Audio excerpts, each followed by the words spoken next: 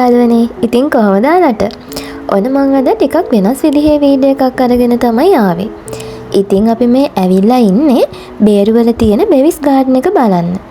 බෙවිස් garden එක කියන්නේ බෙවිස් බාවා විසින් නිර්මාණය කරන ලද ලෝක ප්‍රසිද්ධ භූදර්ශන උද්‍යානයක්. මං හිතනවා බෙවිස් බාවා කියන නමත් එක්කම ඔයාලට අනිවාර්යෙන්ම ජෙෆ්රි බාවා කියන නමත් මතක් වෙන්න ඕනේ. මොකද බෙවිස් බාවා කියන්නේ ජෙෆ්රි බාවාගේ වැඩිමහල් සහෝදරයා. ඉතින් බෙවිස් බාවා ලංකාවේ ප්‍රසිද්ධ භූදර්ශන නිර්මාණ ශිල්පියෙක් වෙද්දී ජෙෆ්රි බාවා ගෘහ නිර්මාණ ශිල්පයෙන් තමයි දක්ෂතා දැක්වුවේ. ඉතින් බෙවිස් බාවාගේ බෙවිස් ගාඩන් එක වගේම ජෙෆ්රි බාවා ඔහුගේ දැනුම යොදාගෙන ලුණුගඟ එස්ටේට් එක නිර්මාණය කරලා තියෙනවා. ඉතින් ඔයාලට බෙවිස් ගාඩන් එක වගේම ලුණුගඟ එස්ටේට් එකත් බලන්න පුළුවන්. දැනට අවුරුද්දකට විතර කලින් මම ලුණුගඟ එස්ටේට් එක බලන්න ගිහපු වීඩියෝ එකක් තියෙනවා. ඉතින් ඒකත් මම ඇටච් කරන්නම්. ඔයාලට පුළුවන් මේ වීඩියෝ එකෙනුත් ලුණුගඟ එස්ටේට් එකේ විස්තර බලා ගන්න. එහෙනම් දැන් අපි බෙවිස් ගාඩන් එක මොන වගේද බලමු. ටිකටම වීඩියෝ එකත් එක්ක එකතු වෙලා ඉන්න. ඉතින් බෙවිස්ගේ මුල් ඉඩම අක්කර 200ක් වගේ වෙලා තියෙනවා. නමුත් යම් හේතුන් මත ඔහු ඉඩම කොටස් වශයෙන් විකුණලා ඔහුට නඩත්තු කිරීමට හැකි ප්‍රමාණයක් පමණ ඉතුරු කරගෙන තියෙනවා. ඉතින් මේ පහුවන පාරවල් වල අතරමඟ ඔහුගේ කලා නිර්මාණ දකින්නට ලැබෙන්නේ ඒ නිසා. ඒ වගේම මේ පහුවන ඉඩම් වෙන වෙන අයිතිකරුවන් යටතේ තමයි දැන් නඩත්තු වෙන්නේ. ඉතින් බාවා ගාඩන් එක පටන් ගන්නෙ මෙන්න මේ ඉස්සරහින් තියෙන වටරවුමත් එක්ක තමයි. මෙතනින් ගාඩන් එකට ඇතුල් වෙන මේන් එන්ට්‍රන්ස් එක තියෙනවා. ඔයාලට දැන් මේ පේනවා ඇති එන්ට්‍රන්ස් එක දෙපැත්තේ කණු දෙකේ මේල් ෆීමේල් ගාඩියන් ස්ටැචුස් දෙකක් තමයි තියෙන්නේ. මේ එන්ට්‍රන්ස් එකේ ගේට් එක ඩිසයින් කරලා තියෙන්නේ බෙවිස් බාවාගේ මිතුරෙක් වෙන ඩොනල්ඩ් ෆ්‍රෙන් විසින්. ඔහු ඕස්ට්‍රේලියන් ජාතික ආටිස්ට් කෙනෙක් කියලා තමයි කියන්නේ. ඉතින් බෙවිස් ගාඩන් එකේ හැම තැනම වගේ මේ විදිහේ ස්කල්ප්චර්ස් ෆීචර්ස් තියෙනවා. ඒ වගේම මේ විදිහට ගාඩන් එකේ මැප් එක තියෙනවා. ඊළඟට මේ තියෙන්නේ පාකින් එක.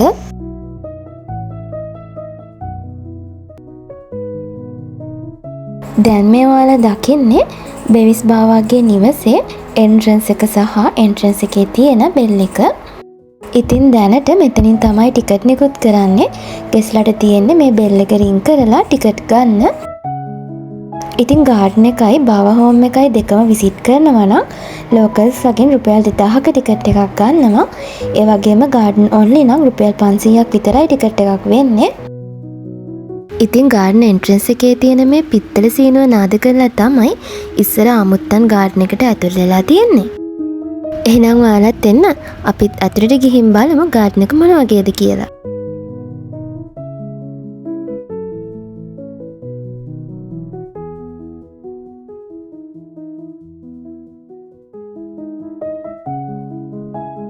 ඒ වගේම බෙවිස් බාවාගේ උද්‍යානය නියමිත සැලැස්මකට වඩා ජීවමාන කලාකෘතියක් කිව්වොත් හරි.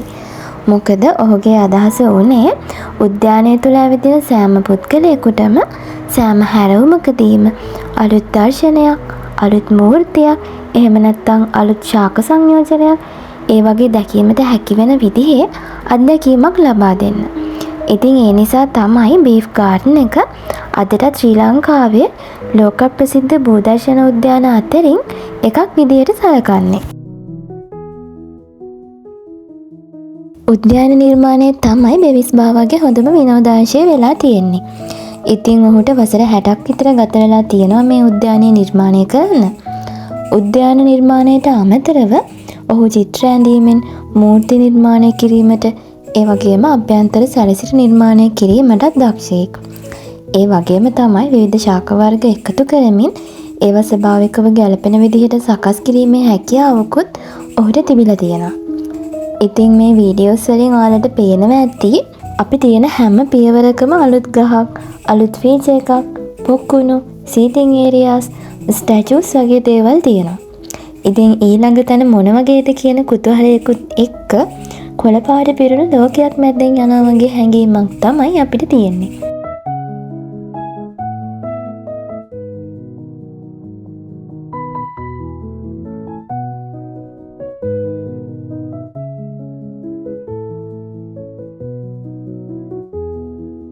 දැන් ඔයාලට මේ පේන්නේ බෙවිස් ගාඩන් එකේ තියෙන වටකුරු නෙළුම් පොකුණ.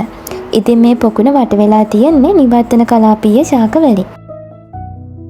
මේ පොකුණත් එක්කම වටකුරු මල් බඳුන් දෙකක් දෙපැත්තෙන් තියෙන විදිහට හදපු ලස්සන පඩිපෙලක් තියෙනවා. ඉතින් මේ පඩිපෙල නිසා අමුත්තන්ගේ අවධානය ස්වභාවිකවම ඉහළ උද්‍යාන කොටස වෙතට යොමු වෙනවා.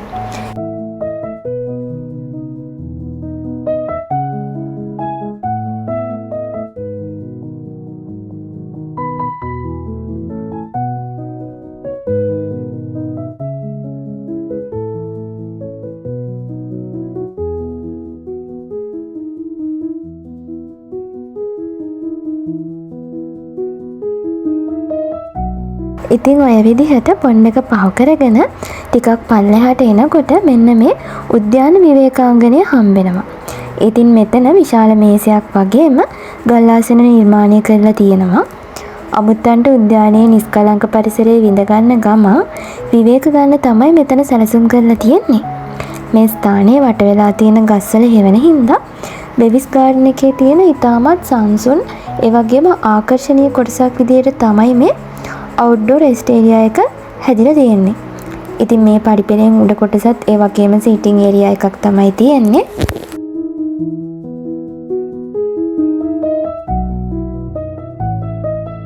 ඉතින් මෙතන ඉඳනුත් දිශා කීපයකටම පාරවල් තියෙනවා.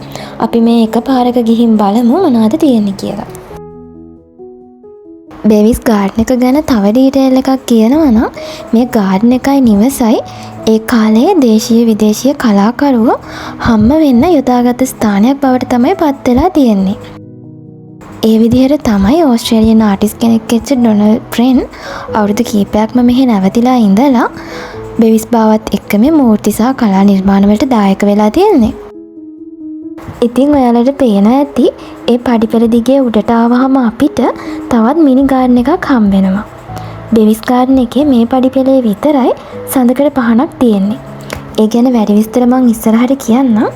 දැන් අපි මේ පල්ලෙහා පාරෙන් ගිහින් මේ පඩිපෙළේ උඩ තියෙන ගාඩන් එකට යන්න තමයි හදන්නේ. ඉතින් තව දෙයක් තමයි බෙවිස් ගාඩන් එකේ ඩීටේල්ස් එක්ස්ප්ලেইন කරන්න නම් ගයිඩ් කෙනෙක් හම්බෙන්නේ නැහැ. අපිටම තමයි ඇවිදලා බලන්න තියෙන්නේ. හැබැයි ඔයාලා බෙවිස් හෝම් එක විසිට් කරනවා නම් එතන ගයිඩ් කෙනෙක් ඉන්නවා. ඉතින් අපිට පුළුවන් එයාගෙනුත් වැඩි විස්තර අහලා බලන්න.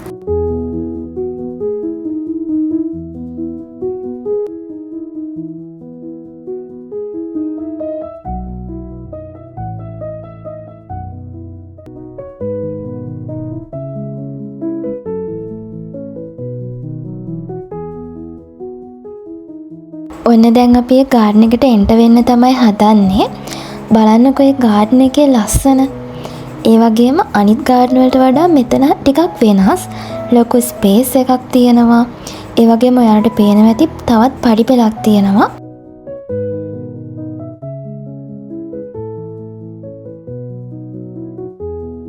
හරි, ඉතින් මේ තියෙන්නේ අපි ඉස්සෙල්ලා දැකපු සඳකඩ පහනම තමයි. ඉතින් බෙවිස් බාවා මේ සඳකඩ පහන මේ ගාඩන් එකට එකතු කරලා තියෙන්නේ ශ්‍රී ලංකාවේ සම්ප්‍රදායික ගෘහ නිර්මාණ ශිල්පය බටහිර උද්‍යාන කලාවත් එක්ක මිශ්‍ර කරන්න. ඉතින් මේක පුරාවිද්‍යාත්මක වටිනාකමක් තියෙන සඳකඩ පහනක් නෙවෙයි, උද්‍යාන අලංකරණ අංගයක් විදිහට විතරක් යොදාගත්තු එක අංගයක්. මෙතනින් පල්ලෙහාට පඩිපෙළක් තිබ්බා. ඒ නිසා අපි පොඩ්ඩක් පහළට ගිහින් බැලුවා අලුත් ගාඩන් එකද තියෙන්නේ කියලා. හැබැයි ඒ අපි කලින් ගියපු කොටසක්ම තමයි. ඒ නිසා අපි හිතුවා ඊළඟ පාරෙන් ඉස්සරහට ගිහින් බලන්න ඊළඟට අපි කොහාටද වැටෙන්නේ කියලා.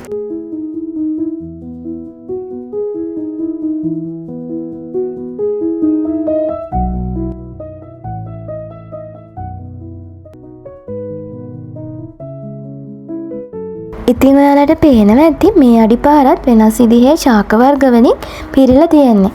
ඒ වගේම තමයි කීප තැනකම සීටින් ඒරියාස් තියෙනවා. කුරුල්ලන්ගේ සද්දේ, ගස්වල කොළ හෙල වෙන සද්දේ, ඒ වගේ ස්වභාවික ශබ්දයන් අහගෙන රිලැක්ස් ටයිම් එකක් ගත කරන්න පුළුවන් විදිහට තමයි මේ හැම සීටින් ඒරියා එකක්ම වගේ හදලා තියෙන්නේ. අපි දැන් ඉන්නේ ඒ වගේ සීටින් ඒරියා එකක. මෙතන ගල් ආසනයට අමතරව පුංචි මේසයක් තියෙනවා. ඉතින් මේක ලීෆ් ඉම්ප්‍රින්ටඩ් ටේබල් එකක්. බීෆ් ගාඩන් එකට ආවේනික වුණ දෙයක් තමයි මේ විදිහට ටේබල්ස් වල ශාකපත්‍ර print කරලා leaf art එකක් කරලා තියෙන එක. ඉතින් මේ සඳහා යොදාගෙන තියෙන්නේ ගාඩන් එකේ තියෙන ශාකපත්‍ර වර්ගම තමයි. ඒ වගේම leaf arts නැති tables වල broken glass mosaic art එකක් හරි එහෙම නැත්නම් wood engraved art එකක් හරි කරලා තියෙනවා. මේ arts වලින් කරපු tables ගොඩක්ම තියෙන්නේ Bevis home එක ඇතුලේ.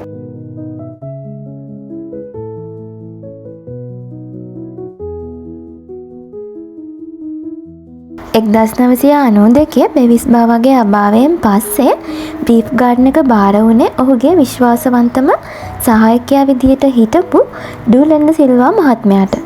මොහු තමයි බෙවිස් බාව ජීවත්ව සිටින කාලයේ ප්‍රධාන උද්‍යාන භාරකර විදියට ඉඳලා තියෙන්නේ. ඒ වගේම මොහුත් දක්ෂ භූදර්ශන නිර්මාණ ශිල්පියෙක්. ඉතින් ඔහු බීෆ් ගාඩන් එකේ මුල් නිර්මාණ උපරිමයෙන් රැකෙන විදිහට ගාඩන් එක නඩත්තු කරගෙන යනවා. ඊට අමතරව ඔහු ගාඩන් එක බලන්න එන පිරිසගේ පහසුව සඳහා හත් කීපයක් වගේම පබ්ලික් ටොයිලට් එකක් හදලා තියෙනවා.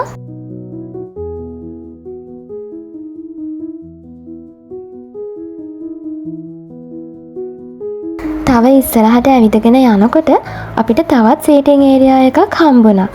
ඒ ගල්ලාසනයත් එක්කම නිරුවත් කාන්තා මූර්තියක් නිර්මාණය කරලා තියෙනවා. ඉතින් මේ වගේ මූර්ති කීපයක්ම ගාඩන් එකේ ස්ථානගත කරලා තියෙනවා.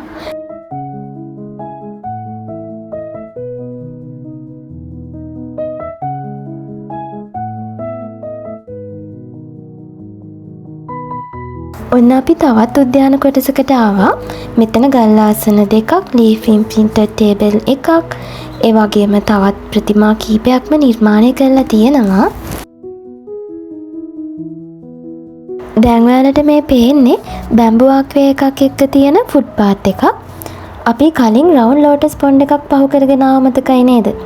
ඉතින් මේ පඩිපෙළ පල්ලෙහා තමයි ඒ පොන්ඩ් එක තිබ්බේ.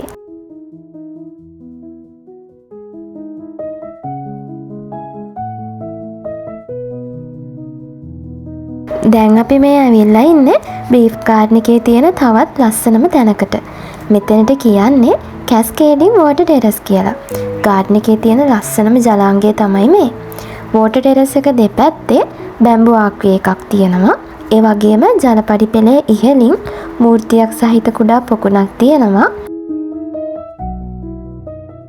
බෙවිස් බව විශ්වාස කළා උද්‍යානයක් නරඹන්නේ ඉක්මනින් ඇවිදගෙන යාමෙන් නෙවෙයි, සෑම ස්ථානයකම මොහොතක් හරි නතර වෙලා එහි සුන්දරත්වය විඳින ගමන් කියලා. ඉතින් ඒ නිසා තමයි ඔහු උද්‍යානය පුරාම ගස්වල සෙවණ යට, පොකුණු අසල, මම්පෙත්වල විවිධ ස්ථානවල ගල් ආසන සකස් කරේ. අමුත්තන්ට විවේක ගනිමින් ස්වභාවික පරිසරය, මූර්ති, උද්‍යානයේ නිස්කලංක බව මේ දේවල් රස විඳීමට අවස්ථාවක් ලබා දෙන අරමුණෙන් තමයි ඔහු ඒවා නිර්මාණය කරේ.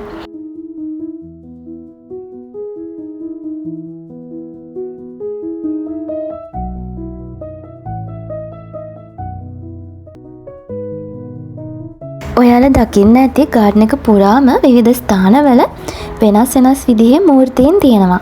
මොකද බෙවිස් බාවාට උවමනා වුණා ගාඩන් එක ඕපන් එයා ආර්ට් ගැලරි එකක් විදිහට නිර්මාණය කරන්න. ගාඩන් එකක් කියන්නේ ප්ලාන්ට්ස් විතරක්ම නෙවෙයි කියන අදහස ඔහුට තිබ්බා. ඉතින් ඒ නිසා ඔහු බටහිර කලා ආభాෂය ලැබූ මූර්ති නිර්මාණ වගේම රෝමන්, ග්‍රීක, හින්දු වගේම ආසියාතික කලා ආభాෂය ලැබූ මූර්ති නිර්මාණත් මේ අතරට එකතු කරා. උදාහරණයක් විදියට හනුමාන් මූර්තිය ගන්න පුළුවන්. ඉතින් බෙවිස් බාවා මේ මූර්තිය උද්‍යානයට එක් කරේ ආසියානු සංස්කෘතිය සහ සම්භාව්‍ය කලා සම්ප්‍රදායන් උද්‍යානය තුළ එකට ගලප ගැනීමේ අදහසකින්.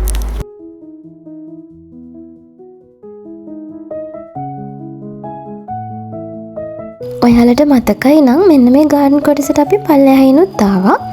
ගාඩන් එකේ තියෙන ප්ලේසස් වලට අපිට වෙනස් වෙනස් පාරවල් වලින් එන්න පුළුවන් විදිහට එකිනෙක සම්බන්ධ වෙන විදිහට තමයි ෆුට් පාත්ස් ටික නිර්මාණය කරලා තියෙන්නේ. තවත් පාරක් තියෙනවා, අපි ඒකෙනුත් ගිහින් බලමු. ඉතින් ගාඩන් එකේ තියෙන මූර්තීන් ගැන තව වැඩිදුර විස්තර කියනවා නම් ඔයාලා කලින් දැක්ක නේද නිරුවත් කාන්තා මූර්තියක්. ඒ වගේම ගාඩන් එකේ සහ නිවසේ තවත් නිරුවත් පුරුෂ මූර්තීන් කීපයක්ම තියෙනවා. ඉතින් බොහෝ දෙනා අහන ප්‍රශ්නයක් තමයි ඇයි මේ මූර්තින් නිරුවත් කියලා. ඓතිහාසිකව ග්‍රීක සහ රෝමානු කලාවේදී නිරුවත් මිනිස් සිරුර තමයි පරිපූර්ණත්වය, ශක්තිය, අලංකාරය වගේම ස්වභාවිකත්වය සංකේතවත් කරන්න යොදාගත්තේ.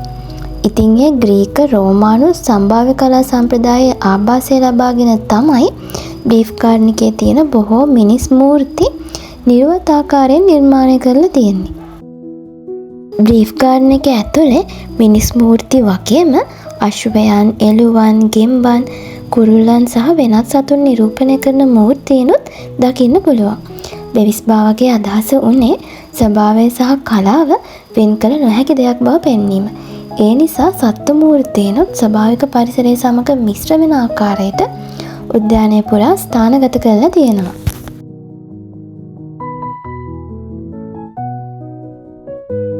මෙතනින් ගාඩන් එක විසිටර්ස්ලට ක්ලෝස් කරලා තියෙනවා. කෙළවරේම තියෙනවා මිනිස් මුහුණ කැටයම් කරපු මල් බඳුනක්. ඉතින් මේ වගේ මල් බඳුන් කීපයක්ම ගාඩන් එකේ තියෙනවා. මිනිස් මුහුණ සහ ඇඟීම් කලාත්මක ලෙස නිරූපණය කරන ආකාරයට කරන ලද කලා නිර්මාණයක්.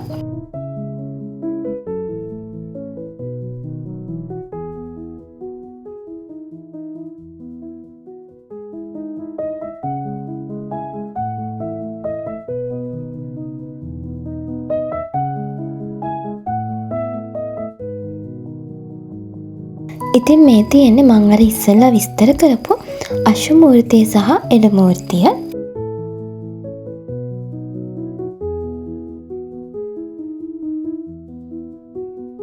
හරි, දැන් අපි බ්‍රීෆ් ගාඩන් එක බලලා ඉවරයි. එහෙනම් අපි බෙවිස් බාවගේ ගෙදර මොන වගේද කියලා බලමු. බ්‍රීෆ් ගාඩන් එකේ මැදට වෙන්න තමයි නිවස පිහිටලා තියෙන්නේ. ඉතින් ගාඩන් එකට වගේම නිවස නිර්මාණය කිරීමටත් මොහොත වසර ගණනාවක්ම ගත වෙලා තියෙනවා. බෙවිස්ගේ අරමුණ වෙලා තියෙන්නේ නිවස ඇතුළත සහ පිටත පරිසරය අතර සීමාව නැති කිරීම. ඒ නිසා තමයි ඔයාලා මේ දකිනා වගේ විශාල විවෘත වැරෙන්ඩා එකක්, පළල් දොරවල් ජනෙල්, ඒ වගේම උද්‍යානයේ දෙසට විවෘත වූ ගෘහ නිර්මාණ සැලසුම් භාවිතා කරලා තියෙන්නේ. ඉතින් බෙවිස් නිවසේ වැරෙන්ඩා එක ගත්තොත් නිවසේ විශාල කොටසක් මේ වැරෙන්ඩා එකට තමයි අයිති වෙලා තියෙන්නේ. මොකද වැරෙන්ඩා එක තමයි නිවස සහ උද්‍යානය අතර සම්බන්ධක ස්ථානයේ විදිහට නිර්මාණය කරලා තියෙන්නේ. වැරෙන්ඩා එකේ වාඩි වෙලා ඉන්නකොට ඇතුළේ ඉඳන්ම අපිට ගස්, මල්, මූර්ති සහ උද්‍යානය හොඳට බලා ගන්න පුළුවන්. දැන් මේ අපි ඉන්න එන්ට්‍රන්ස් එකට කියන්නේ ජපනීස් මූන් ගේට් කියලා. නිවසේ ඉඳන් උද්‍යාන කොටසකට මාරු වෙන්න හදපු ගේට් එකක් වගේම පෙරදිග කලා ආభాෂය ලැබුණු නිර්මාණයක් තමයි මේ. ඉතින් මේ ගේට් එක ළඟට යන්න තියෙන්නේ ලීෆ් ඉම්ප්‍රින්ටඩ් පාත් එකකින්.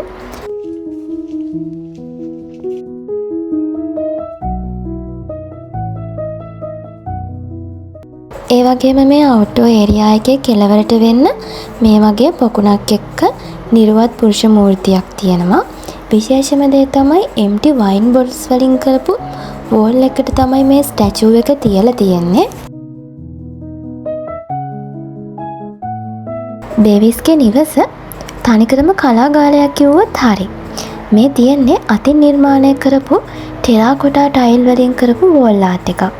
මේ ටයිල් වල සත්තු, ශාකරටා, ස්වභාවික හැඩතල, මනස්කල්පිත රූප වගේ දේවල් ඇඳලා තියෙනවා. බෙවිස් බාවා, ඩොනල්ඩ් ෆ්‍රෙන්, බාබරා සැන්සෝනි මේ අය එකතු වෙලා තමයි මේ වෝල් ආර්ට් එක කරලා තියෙන්නේ. ඒ වගේම නිවසේ කීප තැනකම කැඩුණු වීදුරු වලින් මොසයික් ආර්ට්ස් කරලා තියෙනවා. ඒ විදිහට කරපු ෆ්‍රොක් මොසයික් ආර්ට්ස් දෙකක් දැනට අපිට බලා ගන්න පුළුවන්.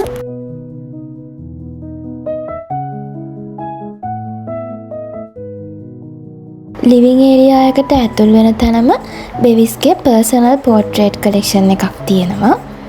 ඒ වගේම මෑත කාලයේ පබ්ලිෂ් කරපු ගාඩන් එකේ ඩීටේල්ස්, ආකිටෙක්චර් එක ගැන තියෙන පොත් කීපයක් තියෙනවා. ඉතින් ඔයාලට කැමති නම් ටයිම් එක තියෙනවා නම් කියවලා බලලා ලෑන්ඩ්ස්කේපින් ගැන හොඳ නොලෙජ් එකක් ගන්න පුළුවන් කියලා මට හිතෙනවා.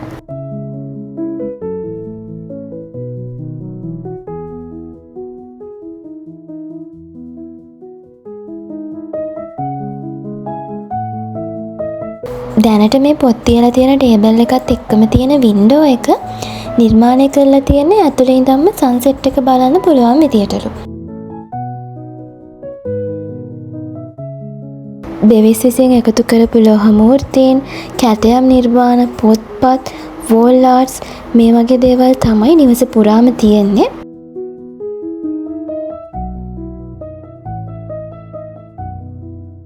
දැන් අපි මේ ඉන්න ප්ලේස් එකට කියන්නේ ෆ්‍රෙන්ච් ගාඩන් කියලා. මෙතන ලෝටස් ෂේප් එකේ පොන්ඩ් එකක් තියෙනවා.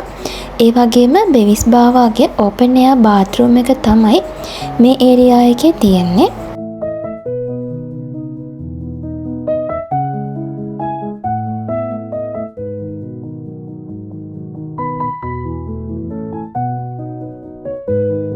බාත්රූම් එකේ ස්ටෝන් බාත් ටබ් එකක්, බ්ලැක් මිරර් එකක්, ඒ වගේම ජලය පිට කරන මූර්තියක් තියෙනවා.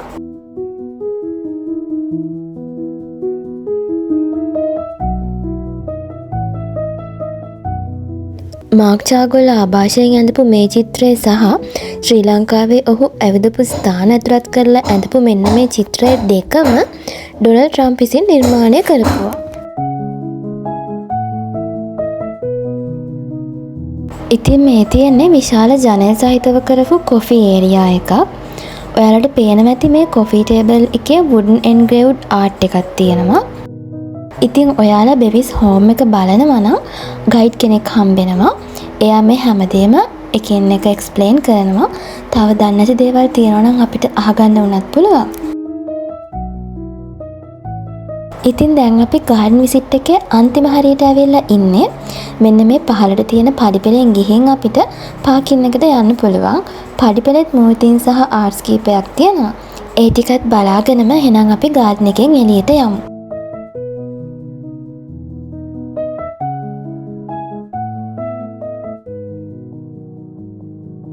ඉතින් ටිකක් ටික ට්‍රැවල් වීඩියෝ එකක් නම් තමයි. හැබැයි වීඩියෝ එක බලපුවාලට ගොඩක් ස්තුතියි. ඒ වගේම ඔයාලත් ඇවිල්ලා බලන්න. තවත් ට්‍රැවල් වීඩියෝ එකක් අරගෙන ඉක්මනටම එන්නම්. එහෙනම් සබ්ස්ක්‍රයිබ් කරලා ටිකටම අපිත් එක්ක එකතු වෙලා ඉන්න.